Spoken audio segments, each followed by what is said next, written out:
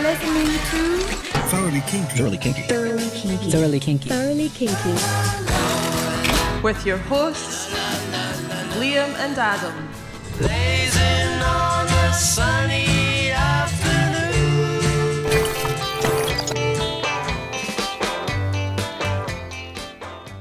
Hello and welcome to episode 1 of Thoroughly Kinky. Hello, Adam. Hi. Hi, Liam. How you doing?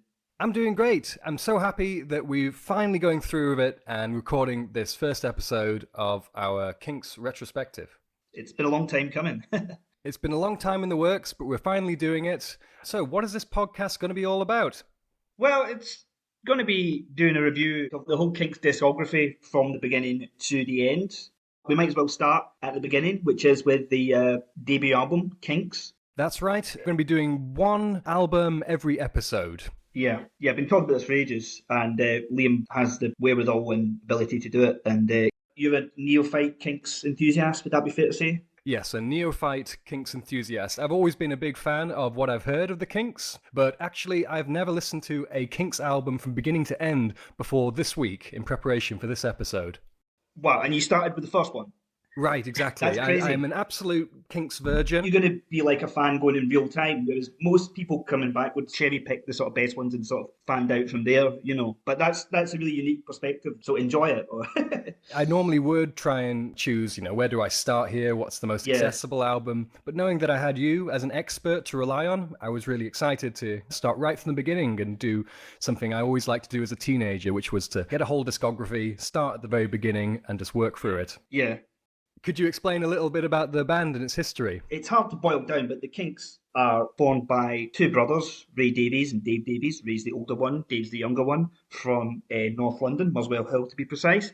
And they started round about the sort of early 60s. Things kicked into gear in about 63, 64. They formed the band actually at school with a schoolmate called Peter Quaid, who was the original bass player, sort of R&B scene when that was sort of coming up around about 63, 64. They added a drummer, Mick Avery. They attained the name The Kinks at the same time to get attention. They struck gold with their third single, You Really Got Me, which was a completely unique sound for the time. It was a very driving, sexy... It was a bluesy sounding record, but it also sounded futuristic in a way none of their peers did. And it's very sort of basic, but in a very sort of cool and enduring sort of way, because it's based around just a sort of really driving 2-3 chords. Used a sort of proto fuzz pedal thing. He stuck a needle in the speaker, and that made that sound that's on You Really Got Me, or it made an earlier version of the sound that they then refined. And that song sounded so unique, and it went straight to number one in the UK, was a big success worldwide, and that kind of started it. Ray Davies showed himself as a songwriter of renown soon after, branched out a lot of different stuff. There must be about 30 albums there, between 64 and 75. There's even more than 30 albums worth of music, I'd say, because Ray Davies was like he just wrote all the time. Right. So, and they had a lot of recordings and a lot of songs. But yeah, around about a 30 album strong discography. And then they kind of split in the mid-90s. Another career-defining thing I should mention is they were banned from the US in the late 60s, from 65 to 69. Oh. It was some sort of union deal. But they weren't allowed to tour there or appear on TV there or anything like that. So they essentially had very few hits in that period, and they had a comeback with Lola in 1970 in the US, and that was like kind of like these guys have come back from nowhere because a lot of people just assumed they were an early beat group that had split up, And now that's interesting because we're both big Beatles fans. Yeah. I know a lot about the Beatles, as you do. I don't know anything about the Kinks. That's already interesting to me that the Kinks were basically exiled from the US while the Beatles were taking over the US. Well, the Kinks, they got to tour in America in 65, but it was just a brief tour, and they were banned as a result of apparently their behaviour on that tour. I think Ray Davies offended someone who knew a lot of powerful union people or something like that. Essentially, in the late 60s, they had no presence whatsoever in the US. And that was exactly the time when the other British invasion bands were absolutely taking over the US in terms of influence. So that's a kind of very career-defining thing for the Kinks that made them kind of underdogs. That made them had a kind of underdog spirit because they felt they missed out on the high 60s. They didn't play Monterey, they didn't play Woodstock. I mean, neither did the Beatles, but they didn't have any presence here. None of the hip people of that period were name dropping the Kinks, or they essentially thought they were like an R&B band that had a few quick hits and then disappeared. So they always felt like they were fighting against that on the uphill struggle back to success after that in the US. I did want to just briefly mention the album cover since we were talking about their image. Oh yeah. On this album cover, we have this shot of the 4 members of the band and just the word Kinks above them. Yeah. Everything is in a reddish hue. The image looks kind of satanic. Yeah, I totally see that. I think it's a very strong album cover, backed up to a certain extent by how nasty You Really Got Me sounds, how Dave sounds in a lot of the covers. Like, it's one of the stronger album covers, I think, and they've got some shockers coming up. They really did badly out of LP art, but this is a good start. This is a good, strong album cover. In style, it kind of reminds me of With the Beatles. Yeah. Oh, yeah, definitely. No, definitely. That must have been an influence, yeah. Okay, so that's Whet My Appetite. And so we're going to start with track 1. Are you ready, Adam? Beautiful Delilah. Beautiful Delilah. Let's go. Let's go. Newcomer to the Kinks. I thought this was a great opening track. Really energetic. Simple chords, but very complex rhythm. Yeah. That distinctive voice of Ray Davies, very kind of harsh and electrifying. Well, I've got to blow your mind here, because that's not actually Ray singing, that's his brother Dave. This is embarrassing, but I thought Ray Davies was the lead singer, full stop. He is the lead singer. He became the lead singer. It's part of the duality in the Kinks between him and his brother, and a huge competitiveness, but Ray is obviously, he is the dominant creative force. There's no getting around it. And especially when they started off, when they were doing covers like that one, which is a Chuck Berry number, they kind of on stage were singing about an equal amount in the early days. But when Ray became the sort of dominant songwriter, he became the dominant lead singer, and he sings most of the hits. But on the albums, especially early on, Dave usually gets a 2 or 3. On a third of these tracks. Yeah, he opens, and that actually happens a lot of early Kinks albums. For some reason, out of the first 4 Kinks albums, he sings lead vocals on the opening track of 3 of them. Interesting. I would say Dave's more confident, and he inhabits that kind of... Dave just sounds like this rock and roll animal, as he does on this track, and he's only 17 at the time. He sounds like this sort of mutant sort of the best things about this particular track, in my opinion, is the vocals, because he just sounds like this kind of mutant alien monster, really. You just can't bet Yeah, I think this would have sounded like terrifying much more than any of the Beatles stuff to the older generation. If they heard their children sticking this on, I think it does still sound very... He sounds deranged, he sounds barely human. I do think you're right when you say that the vocal is the strongest aspect of this song. The verse itself is just one chord, a C7 chord. Yeah. A lot of rhythm going on, but just the vocal, one chord, a lot of rhythm, and they get so much out of it. I think it's a strong number. I love the vocal, and it sounds weird and alien for the time. You're so mystifying, can't believe it's true. You're so mystifying. You're so mystifying. And so that was So Mystifying. And I, as a newcomer, enjoyed it a lot. I think it's got this nice little riff.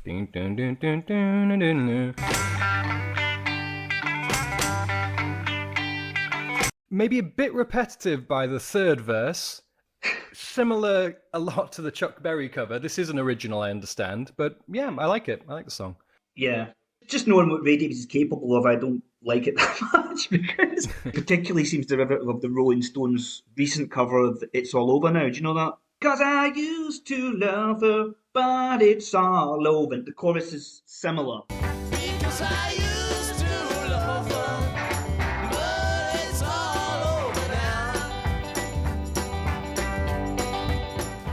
now. It seems like it's very influenced by that, which was a recent hit at the time.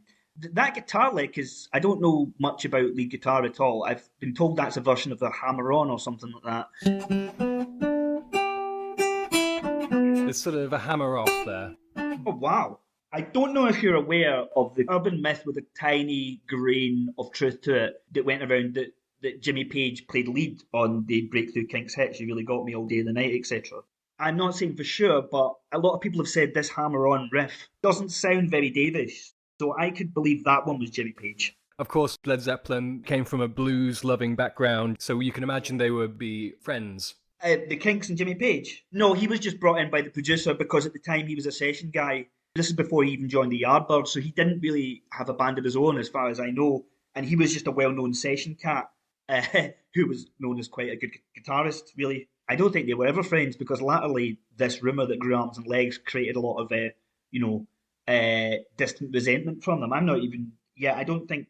Apart from playing on that debut LP, I don't even know if they ever met again. Oh, okay. So actually, that would be the first time they met, when he was brought in as a session musician to play on this album. Yeah, and it might have been the last time they met as well. The Kinks and Led Zeppelin, as far as I know, never shared a bill or anything like that. So, and I don't think there's been too much meetups in later years. I always presumed that the Kinks would be hanging around with all these other big British invasion names. I can totally understand how you would have that assumption because basically all their peers did that sort of stuff. All their peers were very sort of, come on, play in this session, let's go out partying and stuff like that. The Kinks were definitely not like that, and it was largely because of the influence of Ray Davies. And it never got to the point of any collaborations or anything like that at all, really. All right, so what's the third track? Just Can't Go to Sleep. Every night I just can't go to sleep. Every night I have to count sheep. Every night I just can't go to sleep. Without you. Just can't go to sleep. Every night I feel so lonely. This was the first song I heard as a newcomer that I really liked. Right, yeah. The first two, both very 12-bar blues kind of. One's a cover, Yeah. one sounds like a cover. This is the one where I felt like, this is the beginning of the Kinks. I really like Dave's backing vocal on the no, no, no, no, no. It's a great hook. No, no, no, no, no. Yeah, I just can't go to sleep. No, no, no.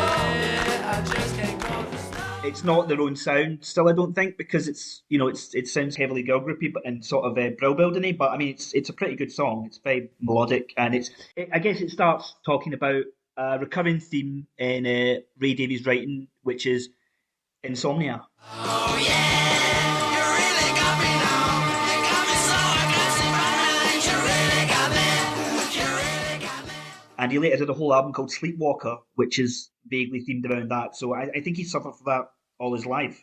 Yeah, lack of sleep, and this is an early song about it. It's catchy. It is the song I like best so far in the album, but it's not that distinctive in their long career, I don't think. But it sounds good. Okay, so let's move on. And what's the fourth track? Long Tall Shorty. They call me a long, tall shorty, 'cause I know what love is all about. They call me a long, tall shorty, 'cause I know what love is all about. Well, I can tell you where the lights go. Oh, when they go out. This was the first track, if I'm being honest, that I found a bit boring. Yeah. That's fine. It's just a kind of blues, isn't it? And it's not. I looked it up. I thought it would have a really old history. It's actually from the same year this album came out. It was originally recorded by a guy called Tommy Tucker from 1964. So it would have been like covering a contemporary song at the time. Okay. From the name, I'm reminded of the Beatles song Long Tall Sally, which is also a bluesy type song. I don't know where the long, tall stuff comes from at all. It's some sort of, I presume it's some sort of blues euphemism, probably sexual, but but it is kind of like a recurring phraseology you see in this stuff. But I'm clueless, so I don't know where that comes from exactly. I don't know if they were all copying Little Richard's Long Tall Sally and it just went from there, or whether there's some other thing to it. I would say it sounds very much of its genre, of its age, and maybe we can move on. Yeah. All right, Yeah. Number 5. What's number 5, Adam? I Took My Baby Home. Well, I took my baby home. She said, don't you leave me alone. She kissed me on the cheek and I'm on. I said, whoa, whoa, whoa, whoa, whoa, whoa. Well, she said, baby, I know what's best. She said, I could do with the rest. And she put her head on my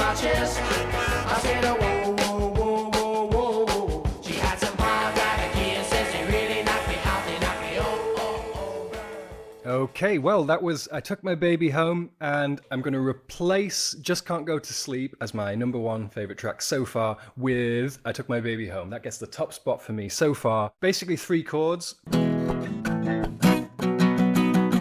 there's enough contrast between that and the bridge. I'm not sure what it is, which is again just 2 chords. A lot of A. It speaks for itself. A great energy. Yeah, I think it's a pretty together track. It's the B-side of the first single, and it was recorded significantly before the rest of the album. It actually dates from, I think, January or February the year before they had a breakthrough hit, whereas most of the album was recorded around about August, September 64. So it's the oldest recording on the album by some degree, but it's one of the better tracks, definitely. It's just it's derivative. It sounds very Mersey Beatish, but it's a really good Mersey Beat take, and I'd say it's got enough of its own personality to make it through in its own merits as well. Yeah, I think it's a pretty good track. You see, I'm a big Beatles fan, but I never actually got really into the Mersey Beat sound, exactly what that is. So in the context of this album, it's a refreshing sound and youthful. It's definitely got a Jerry Marsden holding his guitar up while grinning sort of vibe to it, that sort of more cheerier sort of how do you do it kind of thing to me anyway, but I think it's got a bit of the Kinks personality because it's interesting in the lyric. The woman's quite dominant, physically, which I think gives it a bit more edge. You're talking about the lyrics now. She had some pile driving kisses. Yeah. They really knocked me out. They knocked me over. Yeah. Had a hug like a vice. So it's getting a bit more physical there, and so I think it's got a bit of a touch there, I think, of something else that gives a hint of stuff like even Lola, like years later. Okay, so next, track 6, I'm a Lover, Not a Fighter.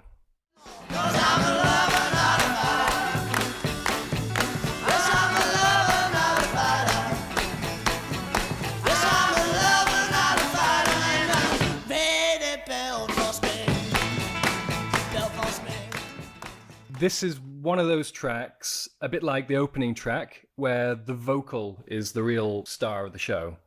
Yeah, well, it's Dave again.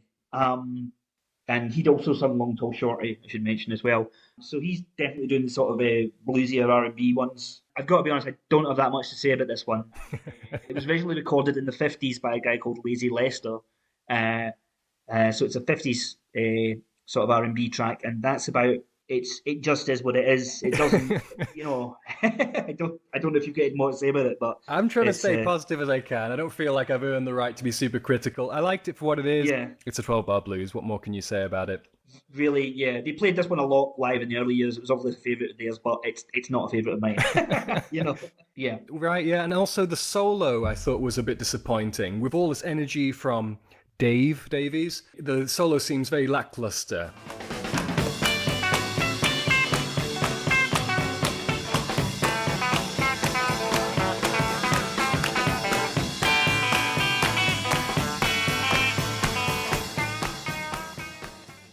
Yeah, it's functional. Okay, but speaking of solos, what's the next track? It's You Really Got Me.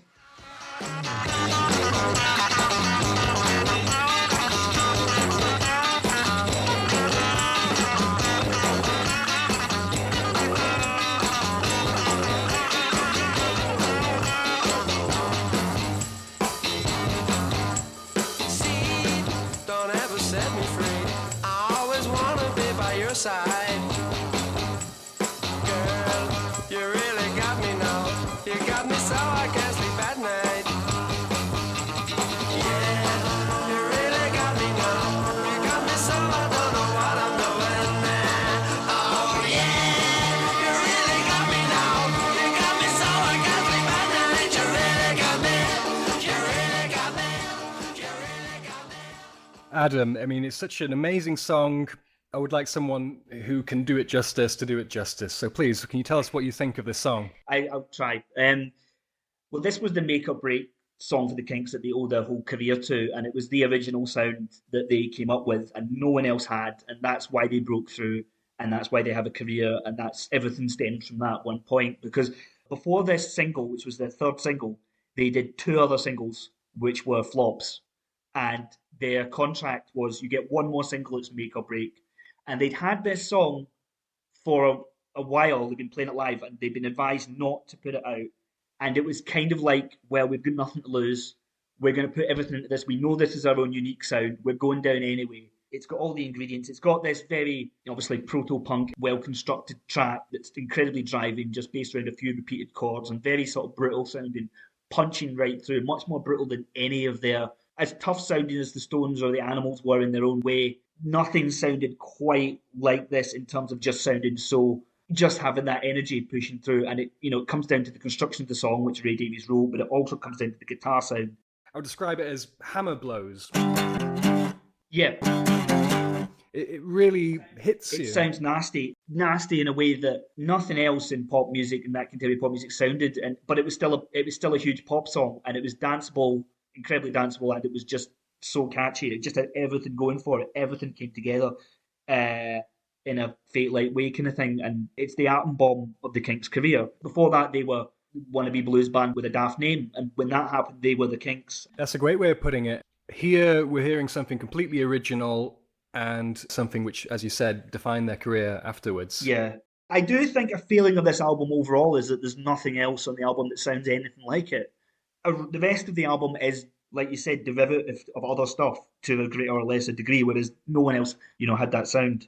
My impression from this album was this feels like a compilation of different things they're trying out. And this is the one song which is the most original thing on it. Like, it sounds light years above anything else on the album. It's very notable, and the rest of the album suffers for it in the wider sense as well. It just towers above the rest. Which came out first, You Really Got Me or Louie Louie? Louie Louie, the Kingsmen did the famous version, and they were a garage band, and their version's from 1963, I think. And definitely, Ray is copying the vocalist on that track. He's aping that style. I think that was a comfortable style for him to adopt before he found his own voice. But Louie Louie is quite different because keyboards are very prominent in that, whereas they're more of an accompaniment in You Really Got Me.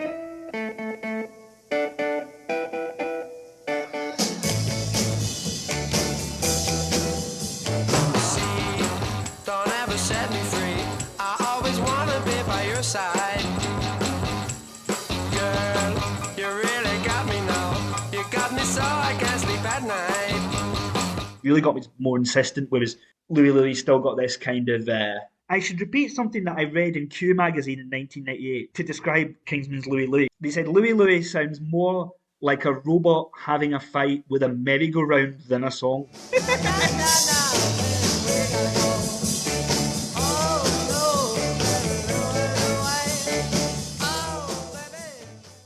Okay, so the next track is Cadillac, and this is the first track of side 2, isn't it, Adam? Yes, it is. All right, let's take a listen to it. Cadillac.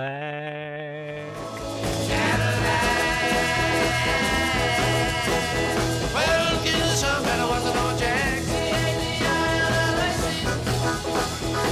I think I'll take this guy.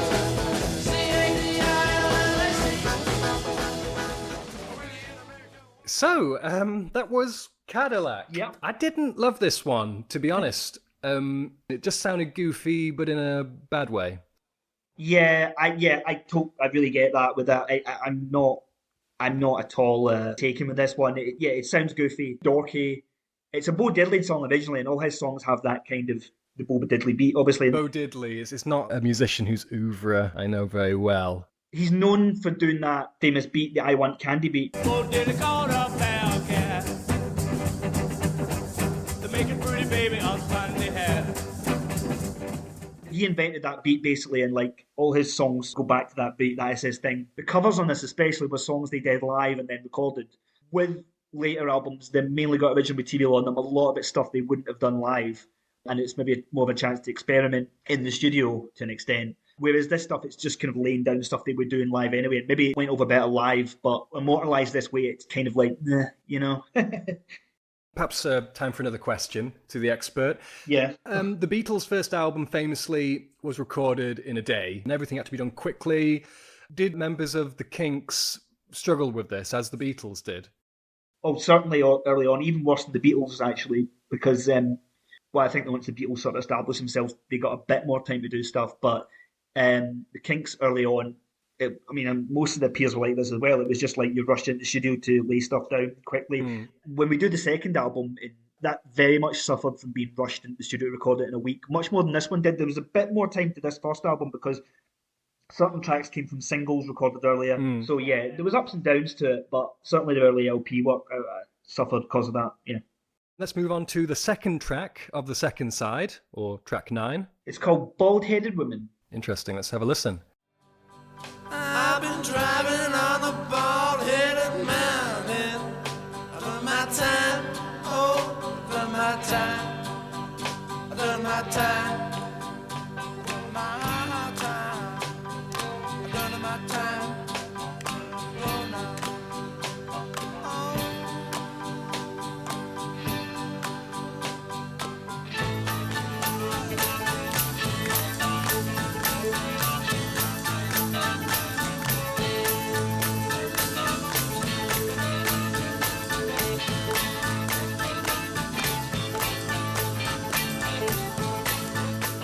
Okay, that was Bald-Headed Woman.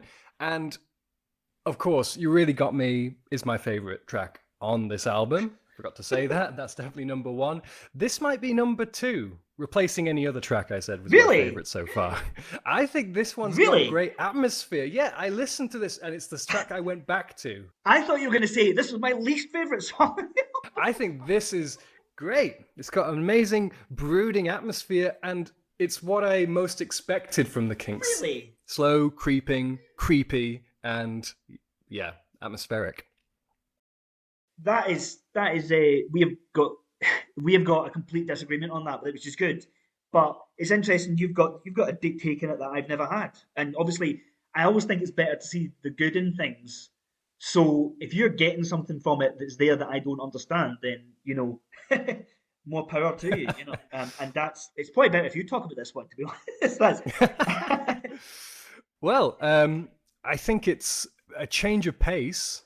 Yeah. It's not as upbeat as the general tempo of the song we've heard so far. It fits with You Really Got Me in atmosphere, but a completely different pace, a slower pace. Can I give you a bit of background on this and another song on the album? The 2 Bald songs. These were kind of forced on the band by the producer Sheltami, who is a really good producer. He helped produce their sound, early producer on the first 5 albums, and he kind of forced these on them to get money because they're both old folk songs that were out of copyright. That he said, "Oh, I've written these," and took the money from them. So he was like getting extra percentage on the album. They were a little bit bogus in that sense. Bald-Headed Woman's definitely the stronger one.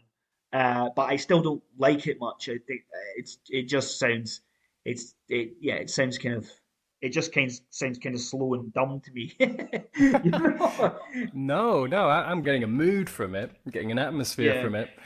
And to me, this point in an album as well, I'm looking for a change, a shift, and that's what I got from this track. Interesting to hear the background of it, that it was given to them, that it wasn't their favourite blues artist who sung this originally. It was less given to them, more like imposed on them. And Sheltami also did that to The Who, who he also produced. He forced them to record Bald-Headed Women. He got more money from the band because there was no songwriter to pay? He took the songwriting copyright for these traditional songs, or out of copyright blues songs, to get cream money off the album sales, basically. And I kind of resent Sheltami for polluting the album with songs that the Kinks weren't really the Kinks thing, Oh, that's interesting that we so completely disagree. Yeah. I'm glad you like it, though. Obviously, a lot of people did, because other bands covered this. Like an example of that is Benny from ABBA's sort of first band, 60s band. The Hipstars did a version of Bald-Headed Women. I don't want no bald-headed woman. It makes me mean, yes, Lord, it makes me mean. It was popular. People liked it, so I'm obviously not hearing something here. We disagree, but that's okay. We welcome the spirit of discussion here. Yeah. Okay, so that was Bald-Headed Woman. Going on to the third track of the second side, or track 10. What do we have next, Adam? It is Revenge.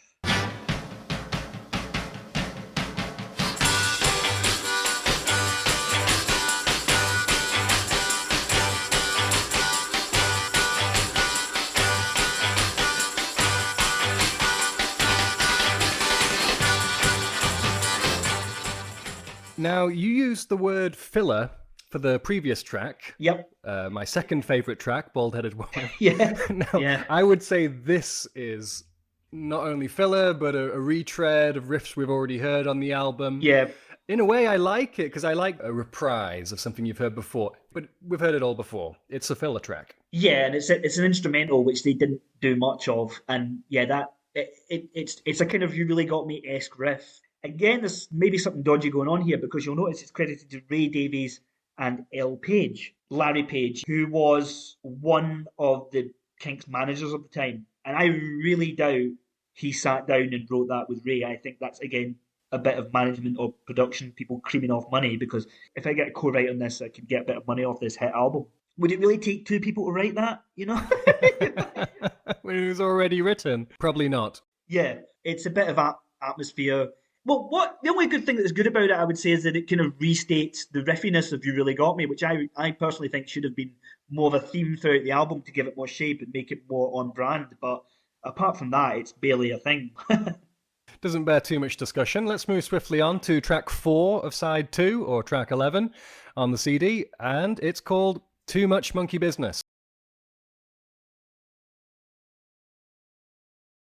I don't really know if I trust myself. If I hadn't heard Beautiful Delilah first, would I have said all the same things about Beautiful Delilah about this track?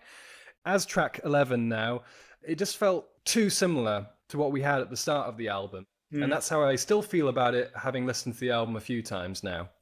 Well, it's another Chuck Berry song, isn't it? Right. So there's your similarity there. I really like this track, but the alternate take, which is on this same album at the end, is better because it's that bit faster. In fact, it's nearly kind of hardcore punk fast. Do you want to maybe play that? Yeah, let's have a comparison.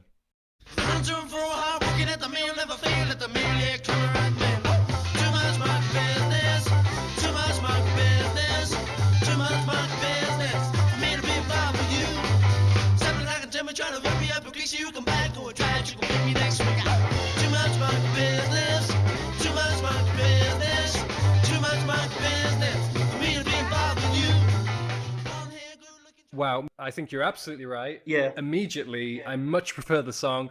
And if this was on the album rather than the track that is on the album, I think my complaint about the repetitiveness would go away because it would have been a reprise of something with a twist. It's really amazing how fast that is for the time. And it's like the verses, when they really hit it, it's like, so it is almost like, it's almost approaching hardcore punk levels of velocity. And to me, it's like, well, I don't ever listen to the album version because there's a better version that's on the same CD later on, you know. A lot of bands did Too Much Monkey Business, like the Beatles did it. Too much monkey business. Too much monkey business.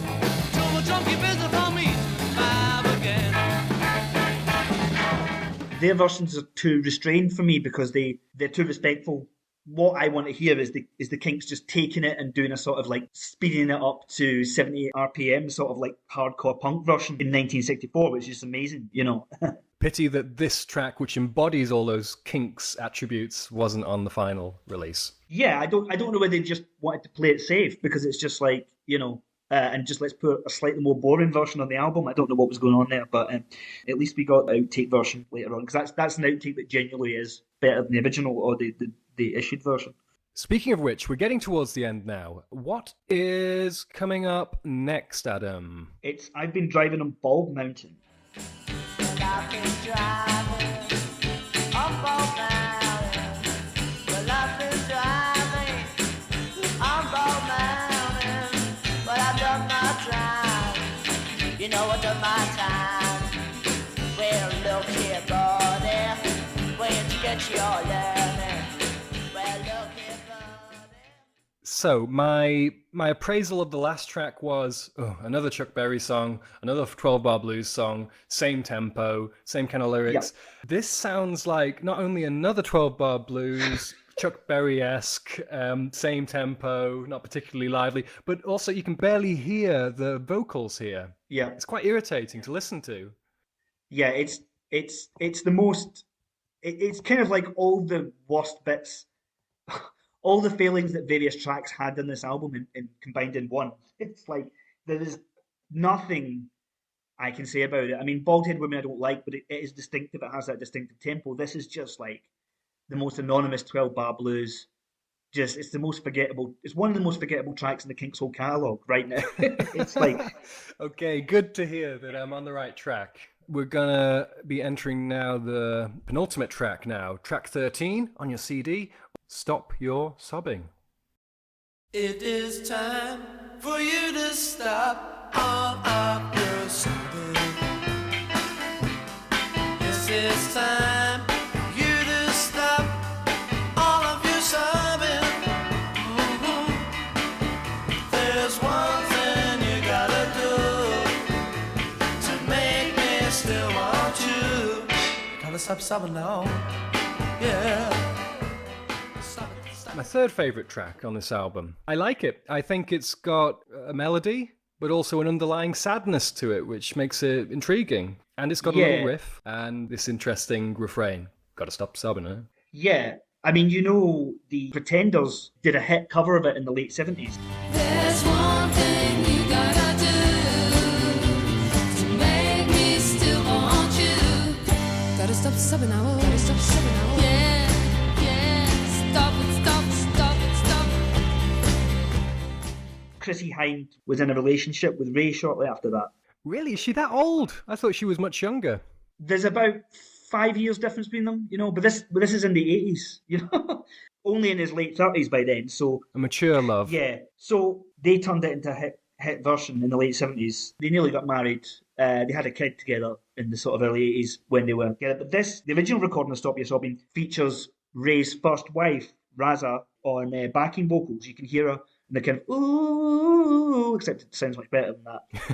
Gotta stop sobbing now, yeah. Stop it, stop it. Gotta stop sobbing now. Ray married her very quickly. I'm talking about Raza here, Raza Davies, in 1964. They met in the summer and they were married like a few months later, I think. And she was quickly integrated into the Kinks studio setup as a backing vocalist, would you believe? And she sings backing vocals on most stuff from this LP right the way through to the rest of the 60s.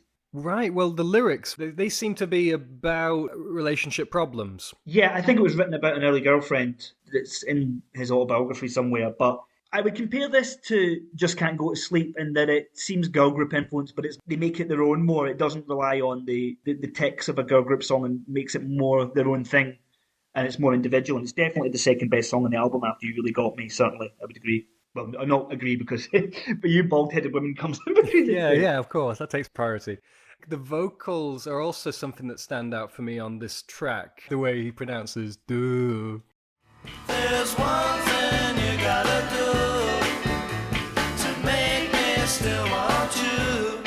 Gotta stop sobbing now. Do you know what? It reminds me of There's a Place on the first Beatles album because it's this penultimate track which shows a lot of promise and potential for what they would be capable of. It's kind of like a little, we're finding our feet, here's a little gem of a pop song that has a lot of traces of what we will become.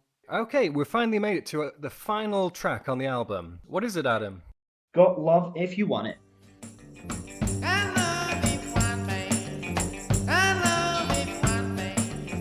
I got love if you want it. I got love if you want it. Got love if you want it. You don't last down a while. You don't last down a while. I love you, little woman. I love you, little woman. We hang down. We hang down. But you mistreat, baby, yeah. You been all over town. You been all over town. It's a fitting conclusion to this album. It's another 12-bar blues. Is it Ray Davies or... This one's Ray, actually. It's a playful sound.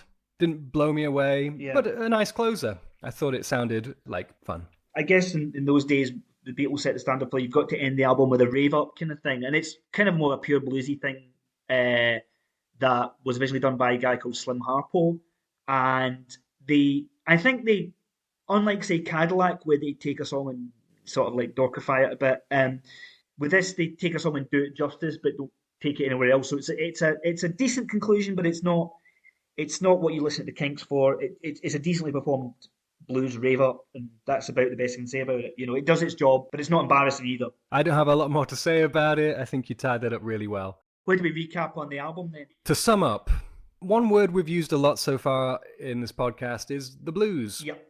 Seems like they were really still under the grip of the blues, highly influenced by the blues, and maybe they didn't know exactly what they would contribute to it. Yeah, exactly. You really got me as their own take on the blues, I guess, but it doesn't really end up being the blues, but it's a new thing.